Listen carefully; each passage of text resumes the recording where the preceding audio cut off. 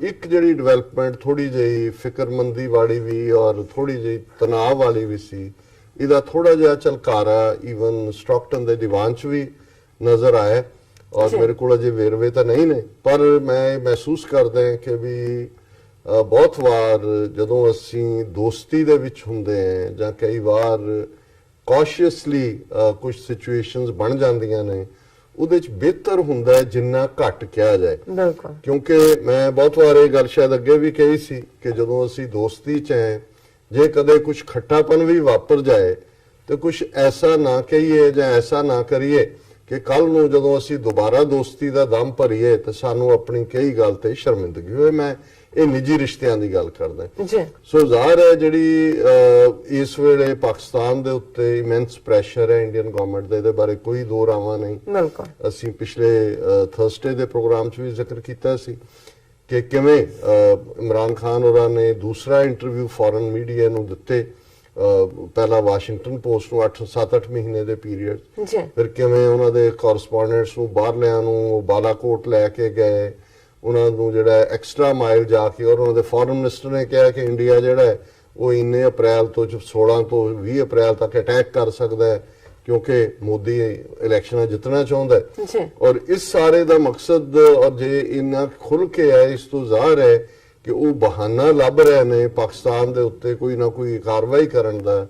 ਤਾਂ ਕਿ ਉਹ ਫਿਰ ਉਹ ਦੱਸ ਸਕਣ ਆਪਣੇ ਵੋਟਰਾਂ ਨੂੰ ਮਾਚੋ ਬਣ ਕੇ ਜੀ ਅਸੀਂ ਆਹ ਹੈ ਤੇ ਅਸੀਂ ਉਹ ਹੈ। ਸੋ ਇਸ ਦੇ ਥੱਲੇ ਹੀ ਜਿਹੜਾ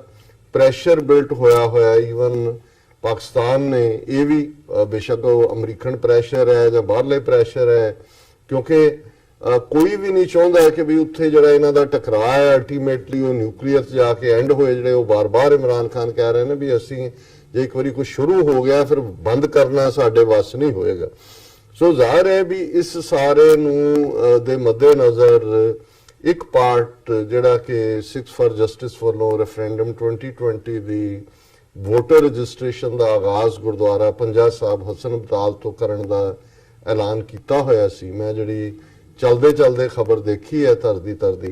ਉਹਦੇ 'ਚ ਇਹ ਹੈ ਕਿ ਵੀ ਉਹਨਾਂ ਨੇ ਉਸ ਨੂੰ ਜਿਹੜਾ ਬੈਨਰ ਜਾਂ ਪੋਸਟਰ ਜੋ ਲਾਉਣਾ ਚਾਹੁੰਦੇ ਸੀ ਉੱਥੇ ਨਹੀਂ ਲਾਉਣ ਦਿੱਤੇ ਔਰ ਇਸ ਗੱਲ ਤੋਂ ਮਨਾਹੀ ਕੀਤੀ ਹੈ। ਇਸ ਦੇ ਉੱਤੇ ਕਾਫੀ ਸਟਰੋਂਗ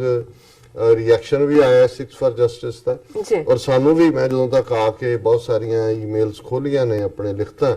ਸੋ ਬਹੁਤ ਸਾਡੇ ਆਪਣੇ ਸਿੱਖ ਭਰਾਵਾਂ ਭੈਣਾਂ ਦੀਆਂ ਲਿਖਤਾਂ ਨੇ ਜਿਹਦੇ 'ਚ ਉਹਨਾਂ ਨੇ ਕਿਹਾ ਵੀ ਅਸੀਂ ਕੋਈ ਵੀ ਗੱਲ ਕਾਹਲੀ 'ਚ ਨਾ ਕਰੀਏ, ਕੌਸ਼ਨ ਤੋਂ ਕੰਮ ਲਈਏ। ਕਈ ਵਾਰ ਕੁਝ ਚੀਜ਼ਾਂ ਦੇ ਹਾਲਾਤ ਇਸ ਕਿਸਮ ਦੇ ਹੁੰਦੇ ਨੇ ਤੇ ਅਸੀਂ ਕੋਈ ਆਊਟਰਾਈਟ ਐਸੀ ਗੱਲ ਨਾ ਕਰੀਏ, ਬੜੀ ਦੇਰ ਬਾਅਦ ਔਰ ਬੜੀ ਮੁਸ਼ਕਲ ਦੇ ਨਾਲ ਅਸੀਂ ਇੱਕ ਜਿਹੜਾ ਉਹ ਇੱਕ ਸਾਂਝ ਦਾ ਮਾਹੌਲ ਬਣਾ ਰਹੇ। ਔਰ ਮੈਂ ਇਸ ਆਰਗੂਮੈਂਟ ਦੇ ਨਾਲ ਸਹਿਮਤ ਹਾਂ, ਹਾਲਾਂਕਿ ਮੈਂ ਇਹ ਵੀ ਮਹਿਸੂਸ ਕਰਦਾ ਕਿ ਕਿਤੇ ਨਾ ਕਿਤੇ, ਕਿਉਂਕਿ ਇੱਕ ਗੱਲ ਜਿਹੜੀ ਗਵਰਨਰ ਸਾਹਿਬ ਦੇ ਐਡਰੈਸ ਚੋਂ ਵੀ ਸਾਹਮਣੇ ਆਈ ਔਰ ਕੁੱਲ ਮਿਲਾ ਕੇ ਵੀ ਹੈ ਕਿ ਪਾਕਿਸਤਾਨ ਵੀ ਇਹ ਸਮਝਦਾ ਹੈ ਕਿ ਕਰਤਾਰਪੁਰ ਕੋਰੀਡੋਰ ਨੂੰ ਰੋਕਣ ਦੇ ਲਈ ਇੰਡੀਅਨ ਗਵਰਨਮੈਂਟ ਇਹਨਾਂ ਸਾਰੀਆਂ ਗੱਲਾਂ ਨੂੰ ਹਵਾ ਦੇ ਰਹੀ ਹੈ, ਕਿਉਂਕਿ ਇੰਡੀਅਨ ਮੀਡੀਆ ਇਹ ਬਾਰ-ਬਾਰ ਕਹਿਣ ਦੀ ਕੋਸ਼ਿਸ਼ ਕਰ ਰਿਹਾ ਹੈ ਔਰ ਬੀਤੇ 'ਚ ਵੀ ਕਿ ਜੀ ਜਿਹੜੇ ਉੱਥੇ ਯਾਤਰੂ ਜਾਣਗੇ ਇੰਡੀਆ ਦੇ ਉਹਨਾਂ ਨੂੰ ਬ੍ਰੇਨ ਵਾਸ਼ ਕੀਤਾ ਜਾਏਗਾ ਉਹਨਾਂ ਨੂੰ, ਔਰ ਉਹਨਾਂ ਨੇ ਪਿਛਲੇ ਦਿਨਾਂ 'ਚ ਇਹ ਵੀ ਕਿਹਾ ਜੀ ਪਾਕਿਸਤਾਨ ਕਮੇਟੀ 'ਚ ਫਲਾਂ ਬੰਦੇ ਖਾਲਿਸਤਾਨੀ ਨੇ ਜਾਂ ਦੂਜੇ ਨੇ। ਸੋ ਉਹਨਾਂ ਦਾ ਯਤਨ ਹੈ ਕਿ ਕਿਸੇ ਨਾ ਕਿਸੇ ਤਰੀਕੇ ਨਾਲ ਕਰਤਾਰਪੁਰ ਕੋਰੀਡੋਰ ਨੂੰ ਦਾ ਜਿਹੜਾ ਭਾਂਡਾ ਹੈ ਪਾਕਿਸਤਾਨ ਦੇ ਸਿਰ ਤੇ ਭੰਨ ਦਿਓ ਕਿ ਜੀ ਉਹ ਤਾਂ ਟੈਰਰਿਜ਼ਮ, ਦਹਿਸ਼ਤਗਰਦੀ ਤੇ ਫਲਾਣਾ ਤੇ ਢਿਮਕਾ ਜੋ ਉਹਨਾਂ ਦਾ ਨੈਰੇਟਿਵ ਹੁੰਦਾ। ਸੋ ਮੈਂ ਸਮਝਦਾ ਵੀ ਸ਼ਾਇਦ ਪਾਕਿਸਤਾਨ ਇਸ ਨੂੰ ਦੂਰਗਾਮੀ ਤੌਰ ਦੇ ਉੱਤੇ ਦੇਖਦਾ ਕਿ ਇੱਕ ਵਾਰ ਕਰਤਾਰਪੁਰ ਕੋਰੀਡੋਰ ਦੀ ਗੱਲ ਸਿਰੇ ਲੱਗ ਜਾਏ ਉਹ, ਔਰ ਉਸ ਤੋਂ ਬਾਅਦ ਉਹਨਾਂ ਦੇ ਲਈ ਜੇ ਇੱਕ ਵਾਰੀ ਚਾਲੂ ਹੋ ਜਾਂਦਾ ਫਿਰ ਬੰਦ ਕਰਨਾ ਜਿਹੜਾ ਹੈ ਉਹ ਕੋਈ ਸੌਖਾ ਨਹੀਂ ਹੋਏਗਾ ਔਰ ਉਹ ਹੋਏਗਾ ਵੀ ਨਹੀਂ ਫਿਰ। ਔਰ ਮੇਰਾ ਖਿਆਲ ਹੈ ਵੀ ਇਸ ਸਾਰੇ ਚੋਂ ਕਿਤੇ ਨਾ ਕਿਤੇ ਕੋਈ ਮਿਸਅੰਡਰਸਟੈਂਡਿੰਗ ਹੋਈ ਹੈ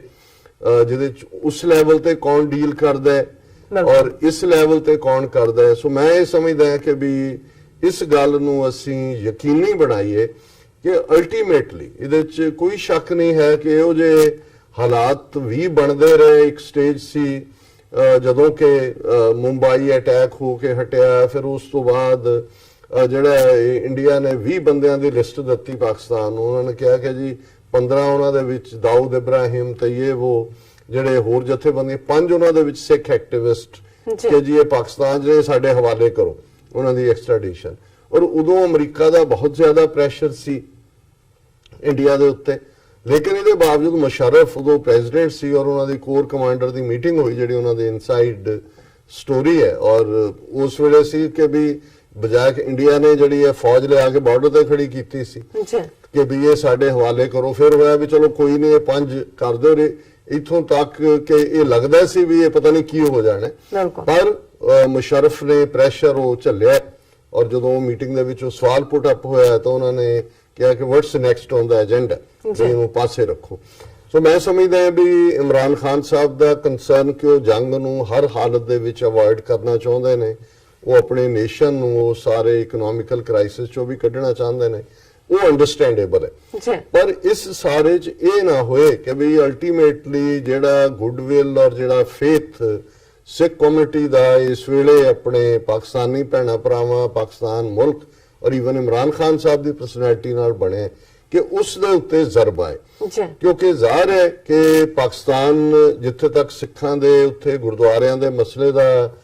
ਹੈ ਤਾਲੁਕ, ਉਹਨਾਂ ਨੇ ਕੁਆਇਟ ਉਹਨੂੰ ਇੰਡੀਪੈਂਡੈਂਟ ਰੱਖਿਆ ਹੋਇਆ। ਭਾਵੇਂ ਜ਼ਾਹਰ ਹੈ ਔਕਾਫ ਬੋਰਡ ਹੀ ਕਮੇਟੀ ਬਣਾਉਂਦਾ ਹੈ ਕਿਉਂਕਿ ਗਿਣਤੀ ਵੀ ਥੋੜੀ ਆ, ਜੇ ਕੋਈ ਦੂਜੀ ਇਲੈਕਸ਼ਨ ਪ੍ਰੋਸੈਸ ਤਾਂ ਹੌਲੀ ਹੌਲੀ ਡਿਵੈਲਪ ਹੋਏਗੀ। ਪਰ ਇਹਦੇ 'ਚ ਵੀ ਕੋਈ ਸ਼ੱਕ ਨਹੀਂ ਹੈ ਕਿ ਹੁਣ ਤੱਕ ਗੁਰਦੁਆਰਿਆਂ 'ਚ, ਕਿਉਂਕਿ ਡਾਇਸਪੋਰਾ ਸਿੱਖ ਵੀ ਵੱਡੀ ਗਿਣਤੀ 'ਚ ਜਾਂਦੇ ਨੇ, ਉੱਥੇ ਉਹ ਇੰਟਰਫੀਅਰ ਨਹੀਂ ਕਰਦੇ, ਜਿਹਨੂੰ ਇੰਡੀਅਨ ਗਵਰਨਮੈਂਟ ਹਮੇਸ਼ਾ ਇਹ ਕਹਿੰਦੀ ਹੈ ਜੀ ਖਾਲਿਸਤਾਨੀ ਪ੍ਰੋਪੇਗੈਂਡਾ। ਇੱਥੇ ਕਿਹੜਾ ਨਹੀਂ ਹੁੰਦਾ। ਹੁਣ ਜਿੱਥੇ ਵੀ ਕੋਈ ਜਾਂਦਾ ਹੈ, ਇੱਥੇ ਜਦੋਂ ਕੋਈ VIP ਵੀ ਆਉਂਦਾ, ਹੁਣ ਸਟਾਕਟਨ ਗੁਰਦੁਆਰਾ ਹੀ ਹੈ, ਉਸ ਦੇ ਅੱਗੇ ਜਿਹੜਾ ਡੈਸਕ ਲੱਗਾ ਹੁੰਦਾ ਉਹ ਸਟੇਜ ਖੜੀ ਕੀਤੀ ਹੈ, ਉੱਤੇ ਖਾਲਿਸਤਾਨ ਜ਼ਿੰਦਾਬਾਦ ਲਿਖਿਆ ਹੋਇਆ ਹੈ। ਅਮਰੀਕਾ, ਕੈਨੇਡਾ ਜਾਂ ਯੂਰਪ ਦੇ ਜਿੰਨੇ ਵੱਡੇ ਗੁਰਦੁਆਰੇ ਨੇ ਖਾਲਿਸਤਾਨ ਦੇ ਬੈਨਰ ਲੱਗੇ ਹੋਏ ਨੇ, ਸਿੱਖ ਹੋਮਲੈਂਡ ਖਾਲਿਸਤਾਨ ਲਿਖਿਆ ਹੋਇਆ। ਸੋ ਮੇਰਾ ਖਿਆਲ ਹੈ ਵੀ ਇਹ ਕਿਸੇ ਵੀ ਇੰਡੀਅਨ ਪ੍ਰੈਸ਼ਰ ਦੇ ਥੱਲੇ ਪਾਕਿਸਤਾਨ ਸਰਕਾਰ ਨੂੰ ਯੀਲਡ ਨਹੀਂ ਕਰਨਾ ਚਾਹੀਦਾ। ਗੁਰਦੁਆਰੇ ਸਾਡੇ ਇੰਡੀਪੈਂਡੈਂਟ ਨੇ, ਮੀਰੀ ਤੇ ਪੀਰੀ ਦੀ ਗੱਲ ਕਰਨ ਵਾਲੇ। ਅਸੀਂ ਇਬਾਦਤ ਵੀ ਉਹ ਸਾਡੇ ਗੁਰੂ ਗ੍ਰੰਥ ਸਾਹਿਬ ਦੀ ਬਾਣੀ ਹੈ ਜਿਹਨੂੰ ਅਸੀਂ ਪੜ੍ਹਦੇ ਹਾਂ, ਪਰ ਆਪਣੀ ਮੀਰੀ ਦੀ ਗੱਲ ਵੀ ਅਸੀਂ ਗੁਰਦੁਆਰਿਆਂ ਦੇ ਵਿੱਚ ਕਰਦੇ ਹਾਂ। ਔਰ ਇਹ ਗੱਲ ਵਾਜ਼ਿਆ ਕਰ ਦੇਣੀ ਚਾਹੀਦੀ ਹੈ। ਇਸ ਵੇਲੇ ਦੀ ਟਾਈਮਿੰਗ ਮੈਨੂੰ ਸਮਝ ਆ ਸਕਦੀ ਹੈ ਕਿ ਵੀ ਅਵੋਇਡ ਕਰਨ ਲਈ ਸ਼ਾਇਦ ਕੁਝ ਇਸ ਕਿਸਮ ਦਾ ਸਟੈਪ ਇਨ ਹੇਸਟ ਲਿਆ ਹੋਏ, ਪਰ ਇਹ ਠੀਕ ਨਹੀਂ ਹੋਏਗਾ ਕਿਉਂਕਿ ਇਹ ਫਿਰ ਜਿਹੜੀ ਧਾਰਮਿਕ ਮਾਮਲੇ ਵੀ ਨੇ ਸਿੱਖਾਂ ਦੇ, ਕਿਉਂਕਿ ਕੱਲ ਨੂੰ ਇੰਡੀਅਨ ਗਵਰਨਮੈਂਟ ਡਿਸਾਈਡ ਕਰੇਗੀ ਵੀ ਪਾਕਿਸਤਾਨ ਦੇ ਗੁਰਦੁਆਰਿਆਂ 'ਚ ਸਿੱਖਾਂ ਨੇ ਦੋਹਰਾ ਰਾਜ ਕਰੇਗਾ, ਖਾਲਸਾ ਪੜ੍ਹਨਾ ਕਿ ਨਹੀਂ ਪੜ੍ਹਨਾ। ਜੇ ਇੱਕ ਇਸਲਾਮਿਕ ਮੁਲਕ ਦੇ ਵਿੱਚ ਸਿੱਖ ਆਪਣੀ ਪ੍ਰੇਅਰ 'ਚ ਰਾਜ ਕਰੇਗਾ, ਉਹਨਾਂ ਨੂੰ ਤਾਂ ਪ੍ਰੋਬਲਮ ਹੋ ਸਕਦੀ ਹੈ, ਉਹਨਾਂ ਦੇ ਇੱਕ ਤਬਕੇ ਨੂੰ ਜੀ ਕਿ ਇਹ ਤਾਂ ਸੋਵਰਨਿਟੀ ਦੀ ਗੱਲ ਇੱਥੇ ਕਰਦੇ ਨੇ, ਪਰ ਉਹ ਇੰਡੀਅਨਸ ਨੂੰ ਕੀ ਪ੍ਰੋਬਲਮ ਹੈ? ਉਹ ਤਾਂ ਦੂਸਰੇ ਦੇਸ਼ ਦੇ ਸ਼ਹਿਰੀ ਨੇ। ਜੇ ਕੋਈ ਪਾਕਿਸਤਾਨੀ ਸਿੱਖ ਖਾਲਿਸਤਾਨ ਦੀ ਗੱਲ ਕਰਦਾ ਹੈ, ਪਾਕਿਸਤਾਨ ਇੰਡੀਅਨਸ ਦੇ ਇਹਨਾਂ ਦਾ, ਔਰ ਮੈਂ ਕਿਹਾ ਸੀ ਆਪਣੇ ਸੈਚਰਡੇ ਦੇ, ਮੈਂ ਕਿਹਾ ਵੀ ਇਹ ਮਾਮੇ ਲੱਗਦੇ ਨੇ ਕਿ ਪਾਕਿਸਤਾਨ ਦੇ ਸਿੱਖਾਂ ਨੇ ਕੀ ਕਰਨਾ। ਸੋ ਮੈਂ ਸਮਝਦਾ ਵੀ ਮੈਂ ਆਪਣੇ ਭਰਾਵਾਂ ਭੈਣਾਂ ਨੂੰ, ਖਾਸ ਤੌਰ ਤੇ ਸਿੱਖਸ ਫॉर ਜਸਟਿਸ ਦੇ ਕਾਰਕੁਨਾਂ ਨੂੰ ਵੀ ਸਾਰੇ ਜਿਹੜਾ ਉਹ ਇਹੀ ਰਾਏ ਦਿਆਂਗਾ ਕਿ ਅਸੀਂ ਜ਼ਾਹਰਾ ਤੌਰ ਦੇ ਉੱਤੇ ਸਮਝਦੇ ਹਾਂ ਵੀ ਸਿੱਖਾਂ ਦੀ ਆਜ਼ਾਦੀ ਦੀ ਮੁਹਿੰਮ ਮੋਸਟ ਇੰਪੋਰਟੈਂਟ ਹੈ। ਸਾਡੀ ਸਰਵਾਈਵਲ ਹੀ ਤਾਂ ਹੈ ਸਾਊਥ ਏਸ਼ੀਆ 'ਚ ਜੇ ਅਸੀਂ ਦਰਿਆਏ ਜਮਨਾ ਤੋਂ ਵਾਘਾ ਤੱਕ ਇੰਡੀਪੈਂਡੈਂਟ ਸੋਵਰਨ ਨੇਸ਼ਨ ਖਾਲਿਸਤਾਨ ਸਥਾਪਿਤ ਕਰਦੇ, ਪਰ ਉਸ ਦੇ ਵਿੱਚ ਜਿਹੜਾ ਕੁਝ ਥੋੜੇ ਬਹੁਤ ਹਿਕਅਪਸ ਵੀ ਹੋਣਗੇ,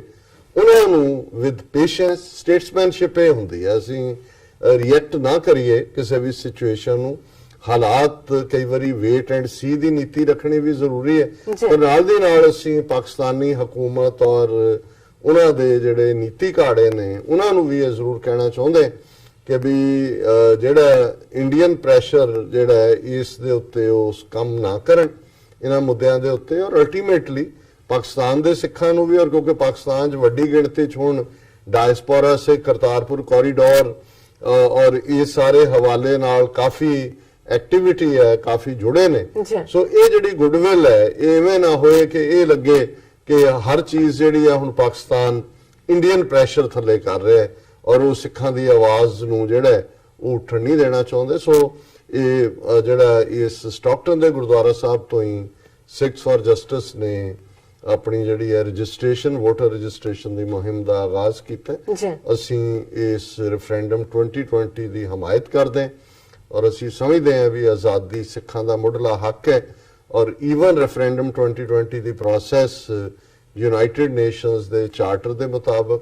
ਇੰਟਰਨੈਸ਼ਨਲ ਕਾਨੂੰਨਾਂ ਦੇ ਮੁਤਾਬਕ ਹੈ, ਔਰ ਇਸ ਨੂੰ ਇੰਡੀਅਨ ਗਵਰਨਮੈਂਟ ਦਹਿਸ਼ਤਗਰਦੀ ਨਾਲ ਜੋੜ ਕੇ, ਹਊਆ ਖੜਾ ਕਰਕੇ ਇਹੋ ਜਿਹੇ ਪ੍ਰੈਸ਼ਰ ਚਾਰਜ ਫੇਰੇ ਉਹ ਬਿਲਡ ਕਰਨ ਦੀ ਕੋਸ਼ਿਸ਼ ਕਰ ਰਹੀ ਹੈ।